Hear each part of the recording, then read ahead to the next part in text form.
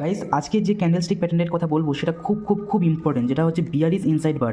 দেখতে পাচ্ছ যখন মার্কেট রেজিস্ট্যান্স জোনের কাছে থাকবে, রেজিস্ট্যান্স জোন এই দেখে নাও একবার, ঠিক আছে? এই যে আমাদের রেজিস্ট্যান্স, এটা ঠিক আছে, এটা আমাদের রেজিস্ট্যান্স। এই রেজিস্ট্যান্স জোনের কাছে যখন থাকবে তখন একটা গ্রিন ক্যান্ডেল এরকম ফর্ম হবে, ঠিক আছে? মার্কেট এখান থেকে ধীরে ধীরে ধীরে উঠছিল, উঠে এখানে একটা গ্রিন ক্যান্ডেল, বড় গ্রিন ক্যান্ডেল ফর্ম করবে, ঠিক আছে?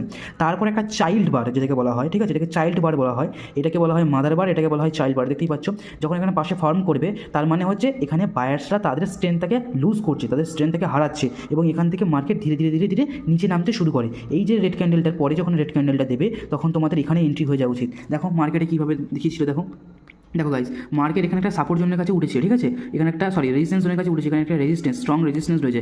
আর দেখো রেজিস্ট্যান্সের কাছে এই যে দেখো এটাকে বলা হয় মাদার বার, এখানে মাদার বার ফর্ম করেছিল, তারপর এটা হচ্ছে চাইল্ড বার। চাইল্ড বার ফর্ম করার পর দেখতে পাচ্ছ গাইজ মার্কেট ধীরে ধীরে কীভাবে নিচে নেমেছে। তারপর একটু হালকা রিটেস্ট নিয়ে দেখেছো গাইজ মার্কেট, দেখো উফ, দেখেছো? এই ছোটো ছোটো ক্যান্ডেলগুলোকে না আমাদেরকে ভালো করে অ্যানালাইসিস করতে হবে, এইগুলো সম্পর্কে